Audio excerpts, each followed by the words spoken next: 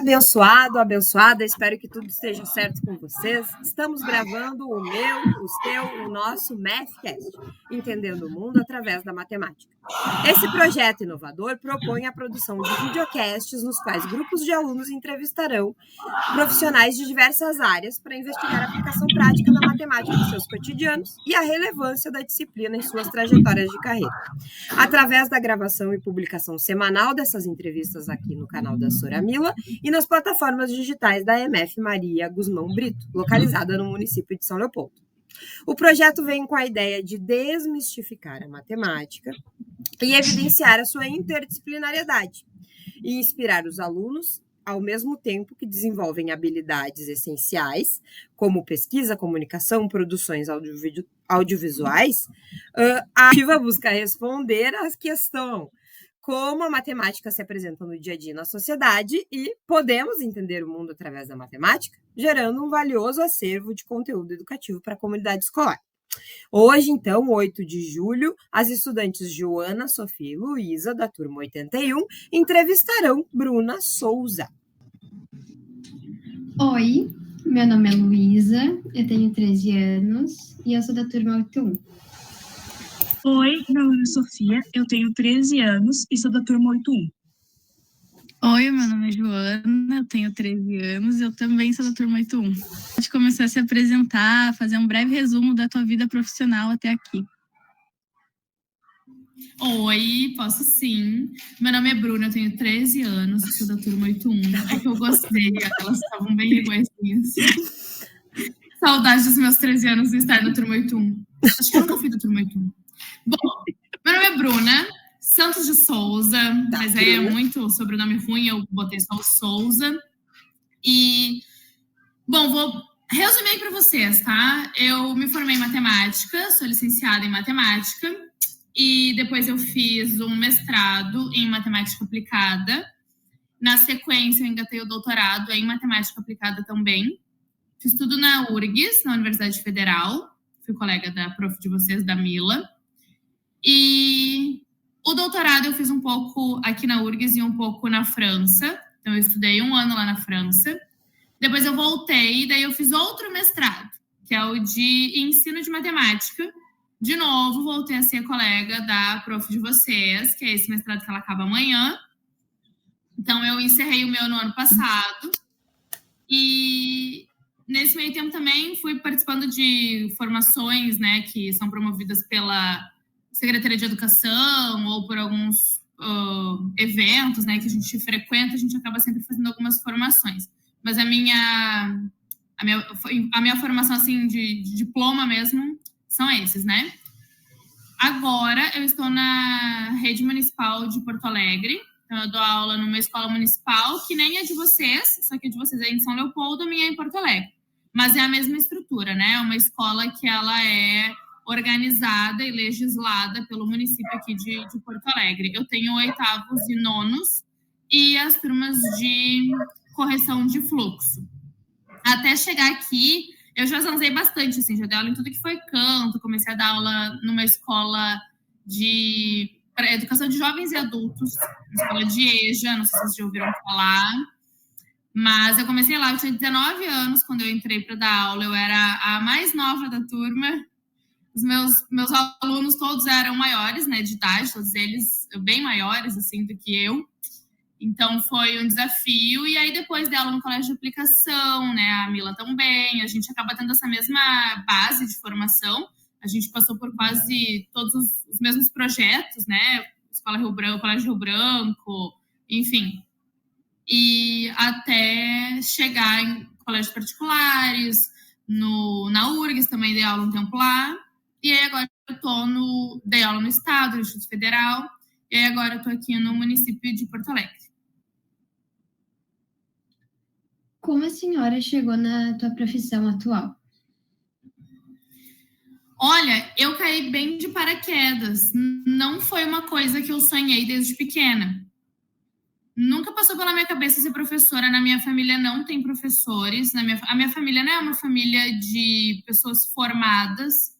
Eu fui a primeira pessoa a se formar na minha família, então a gente não tinha muito aquela coisa de minha mãe é isso, quero ser, meu pai é isso, quero ser. O mais perto que eu chegava era da enfermagem, que a minha mãe é técnica de enfermagem. E aí eu acho que em algum momento da vida, muito pequena, eu devo ter dito que eu queria ser médica. E a minha mãe levou aquilo muito a sério. E eu me lembro dela sempre dizer que a Bruna quer muito ser médica. E eu ficava, mas menina, eu quero mesmo. Mas quando vê, quero. E ela ficava, ela dizia pra todo mundo, a Bruna vai ser médica. E aí eu comecei a crescer e vi o quanto era difícil ser médico, porque o vestibular é muito difícil. Eu pensei, meu Deus, eu não sou inteligente assim como minha mãe tá achando, não, né? E a mãe dizia pra todo mundo, a Bruna vai passar em medicina. E eu comecei a entender que era muito difícil passar em medicina. Eu dizia, mas moça, tu sabe como é que se passa em medicina? É muito difícil. Ela, não, tu vai conseguir. E aí eu vi que eu não ia conseguir. E mais do que não conseguir, eu não achava tão legal assim. Ser médico, assim, não era uma coisa que me brilhava os olhos, não sei, mas eu também não sabia o que eu queria ser. Mas eu também sempre fui muito boa com números, né? Eu decorava os telefones, numa época que a gente não tinha celular, tá, gurias? Essa época existiu. Não tinha celular, olha que loucura. A gente anotava o telefone das pessoas no papel. E a minha mãe anotava na minha cabeça. Ela tinha o número das pessoas, eu gravava, e sempre que ela queria ligar para alguém, eu reproduzia o número para ela, e ela ficava chocada em Cristo. Aí, quando chegou a época do vestibular, no último dia de vestibular, no último dia de inscrição, né, do vestibular, eu não sabia o que eu queria ser ainda. Aí minha mãe disse, tá tão bom com o número, minha filha. Vai para isso aí, então, faz uma coisa do tipo. Eu disse, boa, vou fazer matemática. Daí ela disse, então, eu tinha pensado numa engenharia.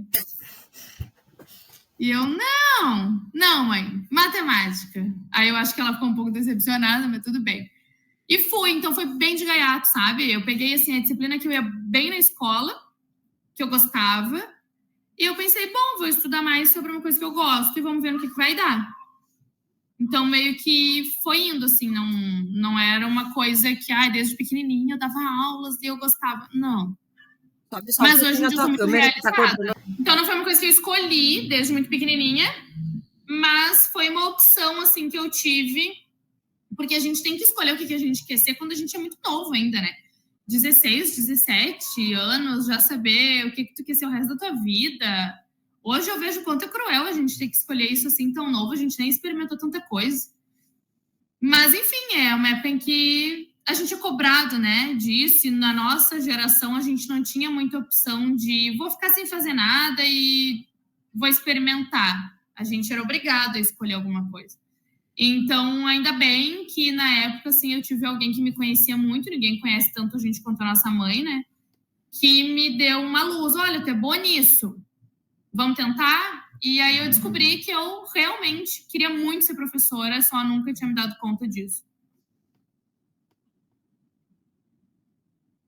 Estava no ensino fundamental, enfrentou alguma dificuldade relacionada à matemática? Nenhuma, menina. Nem no fundamental, nem no médio, eu era uma pequena gênia. Ou a escola era muito fraca, não sei, mas vamos botar na conta da minha cachola. A realidade só bate na frente da gente no primeiro semestre da faculdade. Eu me achava uma gênia. Isso aconteceu, né? Esse plot twist aconteceu. No ensino fundamental e médio, eu era muito boa. Nossa, eu passava cola para todos os meus colegas. Fazia a prova de todo mundo, eles me entregavam, eu fazia, entregava para eles. Essas coisas que vocês fazem também, eu fazia.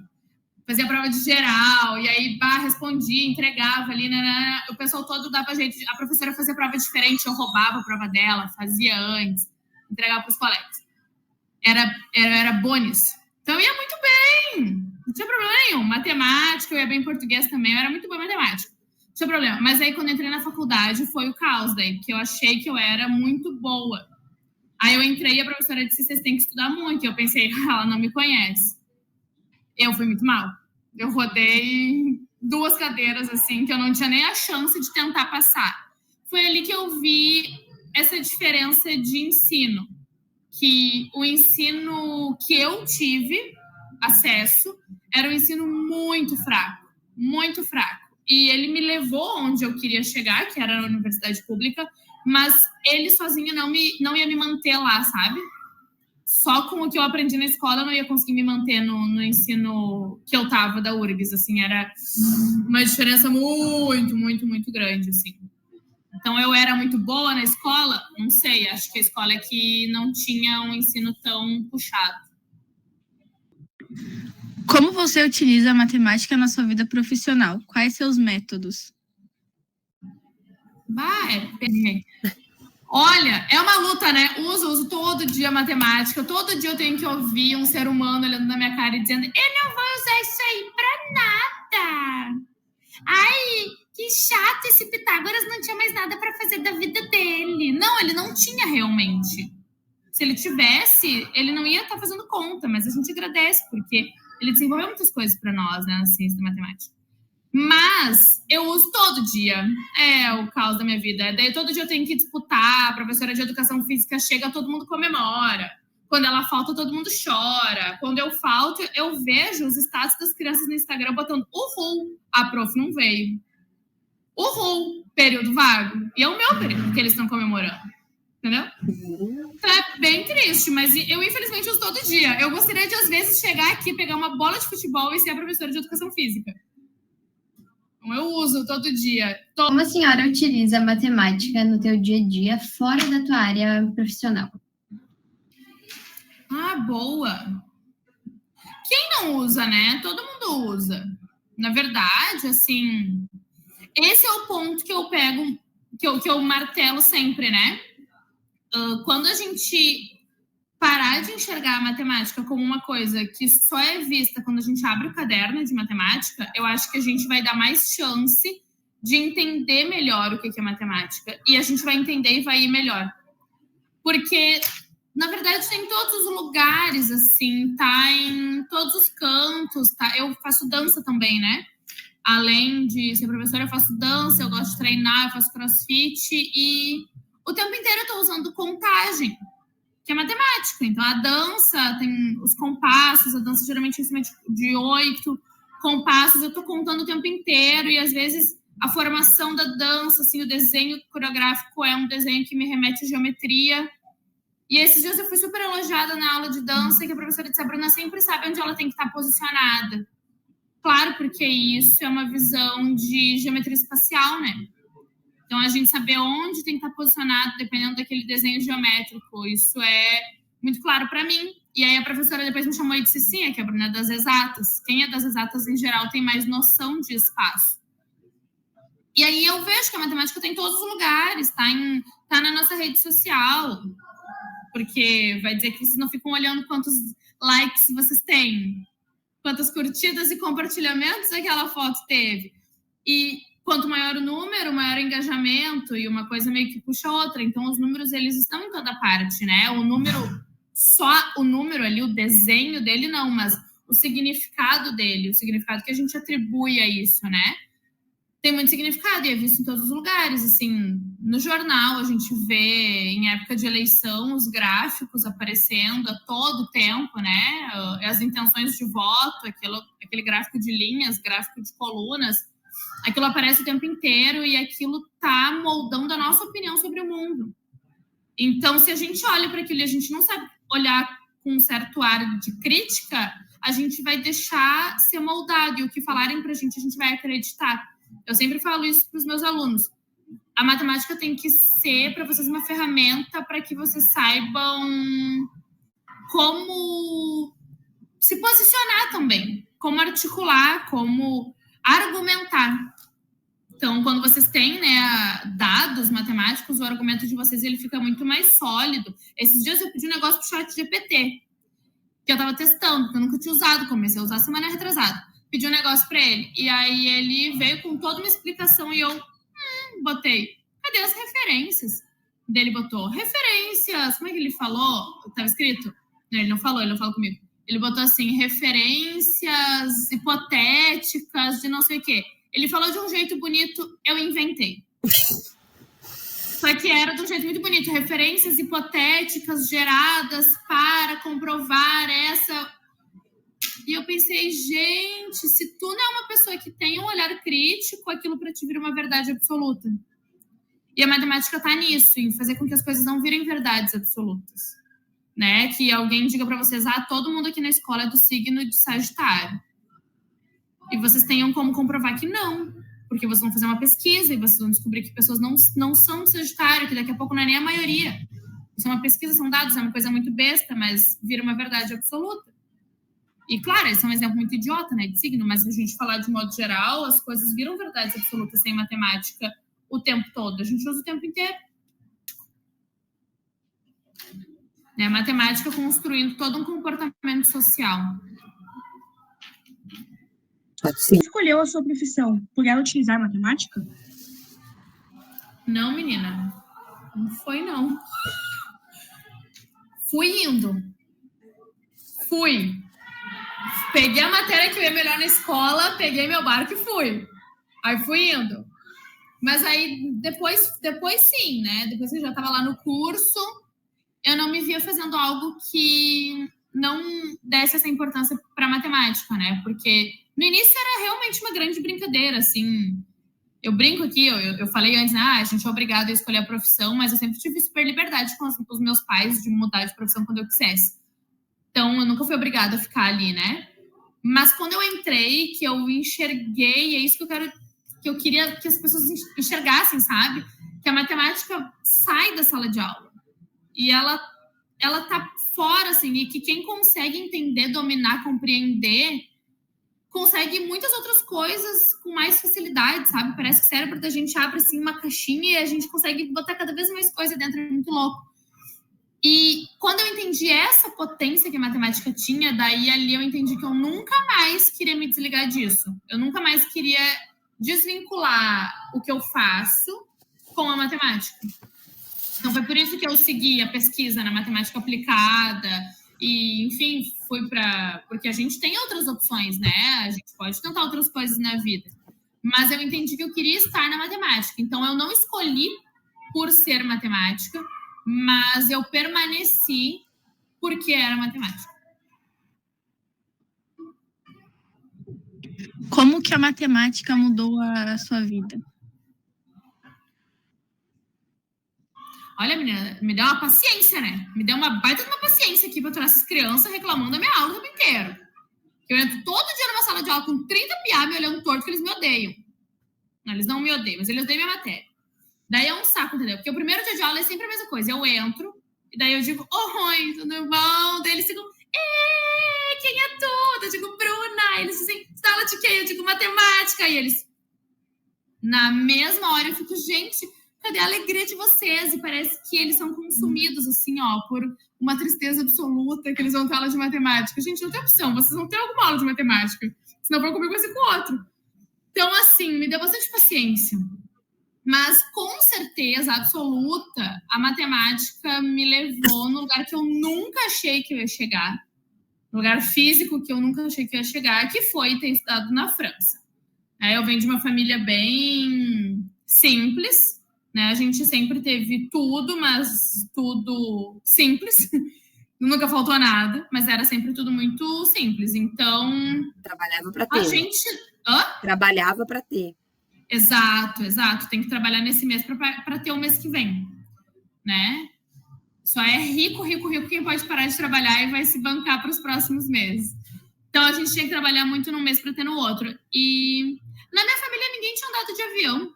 Ninguém tinha passaporte. A minha família nunca tinha saído do Rio Grande do Sul. Eles tinham ido... Uma irmã minha tinha ido para Santa Catarina uma vez, quando ela fez 15 anos, com o pai dela, depois nunca mais. Então, a minha família nunca tinha feito nada disso. E a matemática me possibilitou ir para lugares físicos que eu nunca imaginei que eu fosse ir. Primeiro aqui dentro do Brasil, né? A primeira vez que eu andei de avião, eu fui para o Rio de Janeiro, num congresso de matemática. A minha família inteira foi no aeroporto me abanar para me dar tchau. Nós choramos litros. Eu ia ficar uma semana no Rio de Janeiro. A minha família inteira foi lá chorando. As minhas duas irmãs, meu pai, minha mãe, meu afilhado. Estávamos todos em prantos porque eu ia passar uma semana no Rio de Janeiro. Mas eu acho que o choro não era dar uma semana longe de mim, que acho que eles até ficavam felizes. Eu acho que era porque era muita emoção, assim. Eu sou a caçula, então para eles era... Poxa, sabe, alguém de nós foi. Alguém de nós tá pegando um avião. Meu pai até hoje nunca pegou um avião, minha mãe também não. Para eles isso era uma coisa surreal. Então eu fui para o Rio. Aí depois eu tive um outro congresso, acho que eu fui para Curitiba. Aí depois eu acho que eu fui de novo para o Rio. E aí isso começou a virar rotina.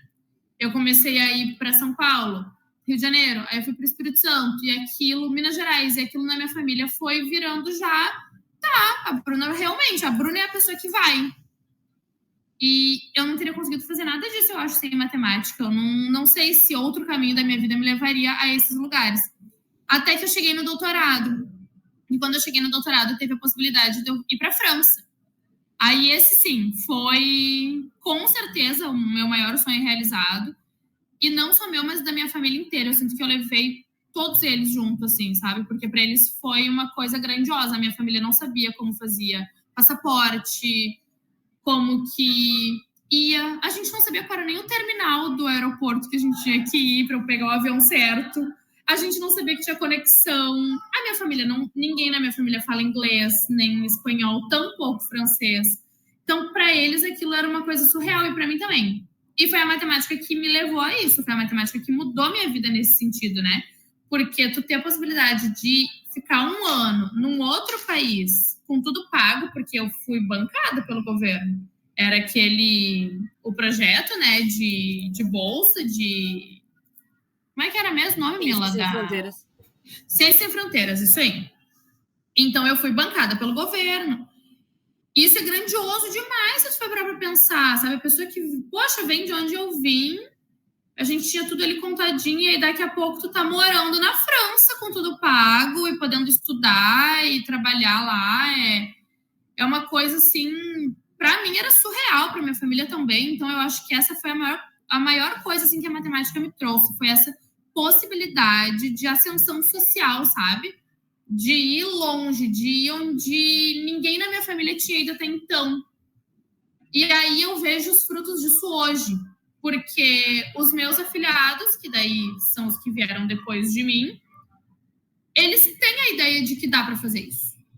Então, eu acho que a matemática não mudou só a minha vida, ela mudou a minha vida, fisicamente falando, né? Eu estive nos lugares, mas em todo um outro contexto, assim, mudou a vida da minha família. A minha família inteira tem o maior orgulho de dizer que eu fui para a França.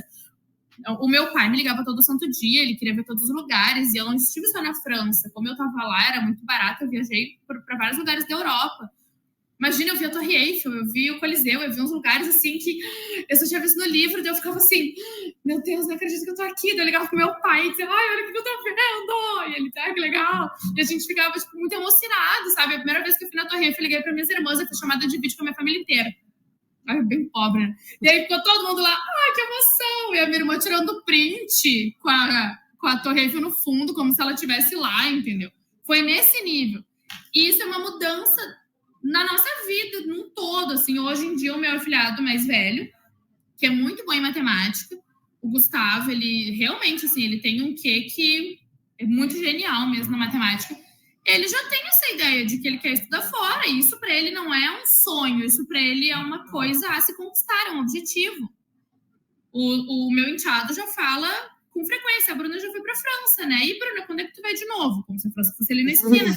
Mas é muito legal que eles entendam desse jeito, porque para mim era tão longe, e para eles já é mais perto, sabe? Então, eu não teria vivido nada disso sem matemática, né? Eu vejo que a matemática mudou muito a minha vida, mudou as possibilidades da minha família inteira, mudou as chances que todos que vêm depois de mim enxergam agora. Coisas que para mim era muito estranho e surreal, para eles agora é uma possibilidade. E isso ser uma possibilidade para eles é, assim, acho que é a maior recompensa que tem. Quais as dificuldades da tua profissão?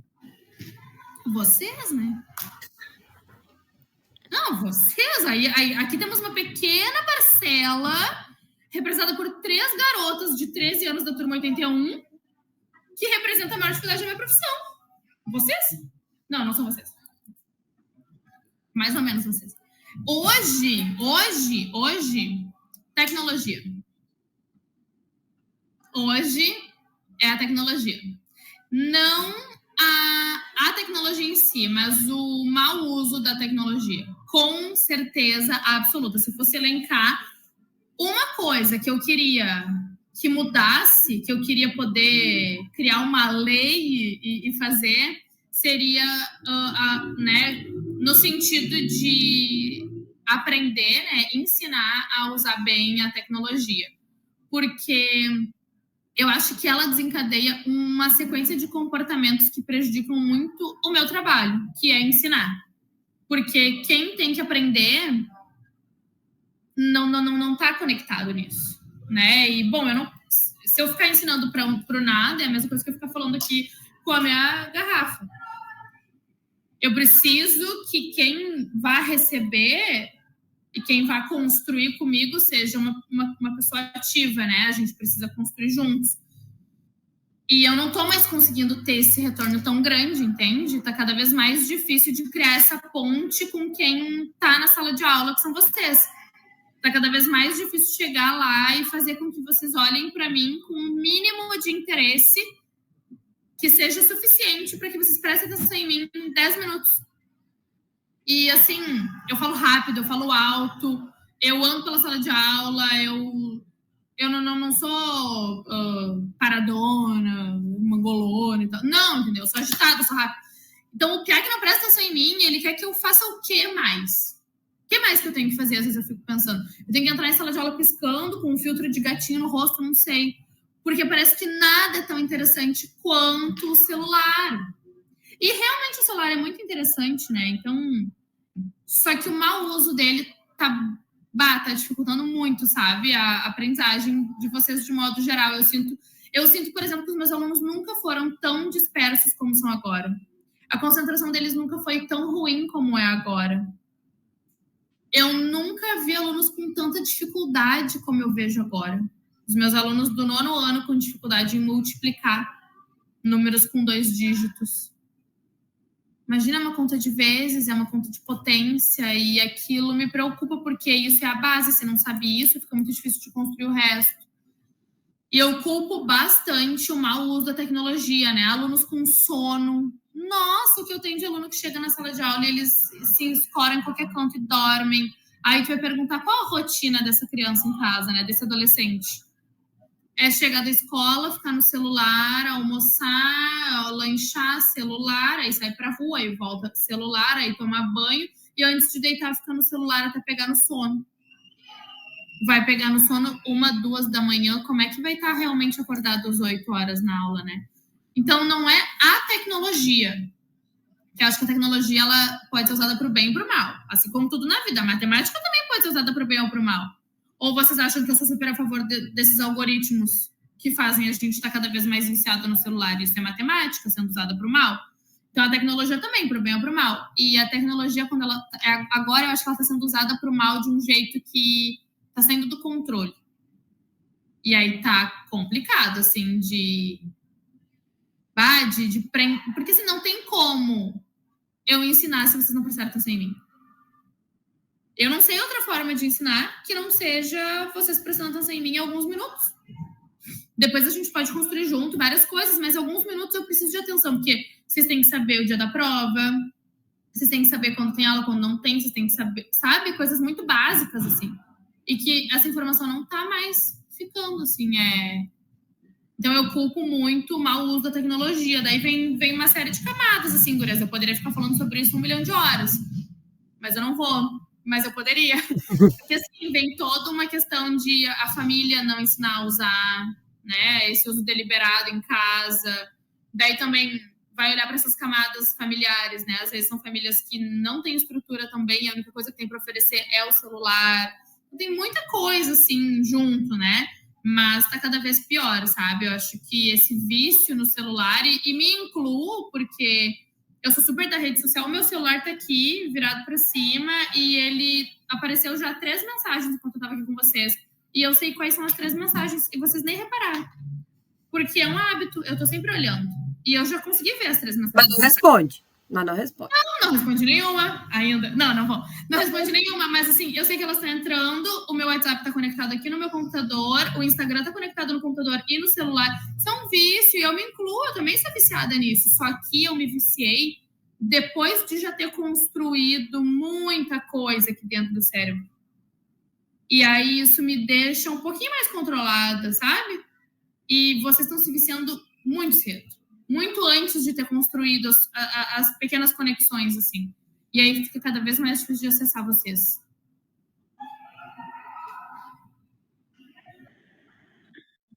Você utiliza ferramentas tecnológicas para apoiar o ensino de matemática? Né? Daí tem que usar. Não, eu não uso muito, já usei mais. Já usei bem mais. Eu já fui aquela pessoa, assim, que todo o conteúdo que eu tinha que ensinar, eu pensava, que ferramenta eu vou usar?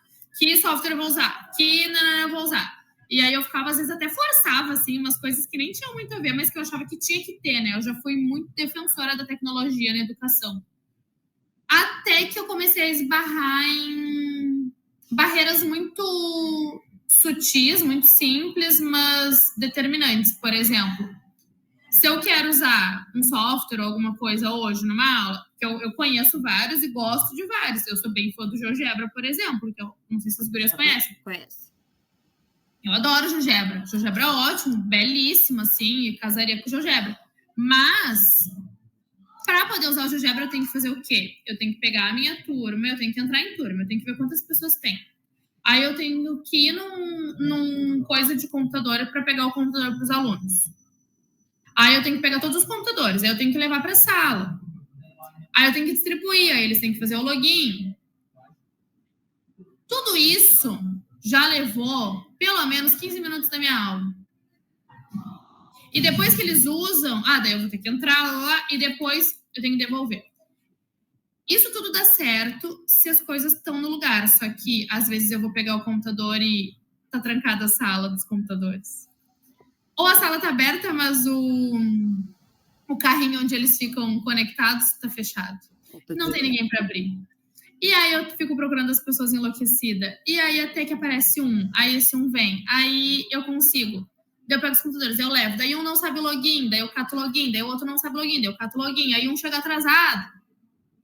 Aí eu não peguei o computador pra esse, eu tenho que ir lá pegar o computador pra esse. Então isso virou meio que maçante pra mim, sabe? Eu fico cansada. Às vezes eu penso, puxa vida, eu vou fazer tudo isso. Aí depois tem que guardar tudo, né? Fazer o esquema reverso, depois tem que fazer o reverse, né? Com os computadores todos. Daí eu, sabe, às vezes não me vale. Eu fico pensando assim, tá, vou fazer tudo isso pra ficar 20 minutos com eles no GeoGebra, 20 minutos jogando alto, sabe? Que esse é um período só, nem isso. E aí eu fico relutando, assim. Então eu já usei muito mais. Hoje em dia, eu não tenho muito hábito do software para ensinar alguma coisa. Eu mantenho o GeoGebra porque eu gosto da questão espacial que ele dá ali, as malhas que ele tem no fundo. Gosto muito disso. Então, mantenho o GeoGebra para algumas situações. Tem um site, Escola Games, eu acho. Tem vários joguinhos educativos. Às vezes a gente tem poucos alunos em aula porque choveu. Aí junta todas as turmas, vira o caos.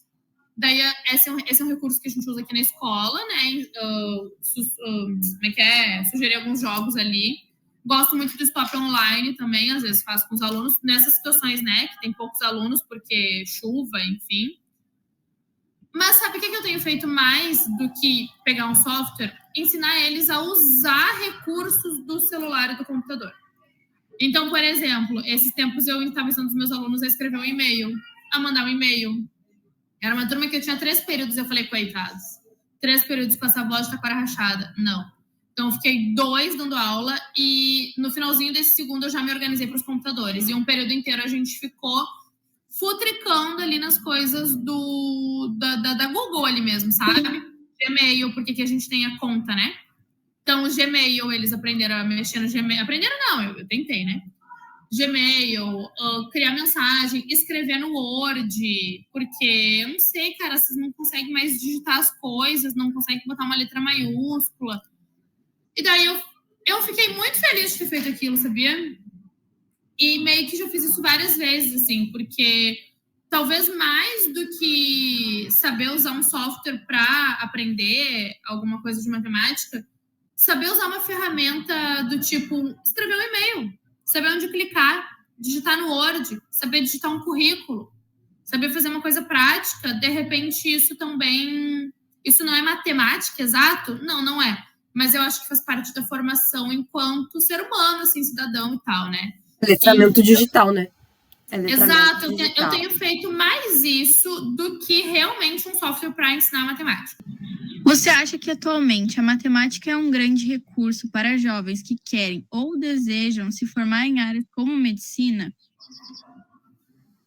Área como medicina, tu diz áreas que não são diretamente ligadas à matemática? Ah, sim. Não, eu acho que a matemática, ela vai te ajudar a construir um pensamento crítico. E seres críticos são necessários em qualquer profissão. Então, não importa se tu é médico, ou se tu é... Não importa se tu é pediatra, ou se tu é engenheiro civil. Tu vai ter que ser um ser crítico, né? Tu precisa de um pensamento crítico. Tu precisa conhecer, tu precisa entender o lugar que tu ocupa no mundo. Tu precisa entender a civilização que tu tá, a sociedade que tu te encontra, como que ela se comporta. O comportamento social que tá ali, né, no meio que tu vive. E a matemática, ela te ajuda a interpretar as situações dessa forma, sabe? A interpretar as coisas melhor. Então, toda uma questão político-social, ela é importante em qualquer área que tu vai trabalhar. Então, não tem essa de, eu vou ser médico, eu odeio matemática. Eu dei aula no técnico de enfermagem. E quando eu entrei no técnico de enfermagem para dar aula, eu falei, a matemática básica, eles quase deram na minha cara, que eles falaram que foram para técnico de enfermagem porque eu dei matemática. E eu pensei, mas gente, vocês têm que contar remédio para as pessoas, vocês acham que vão fazer isso como?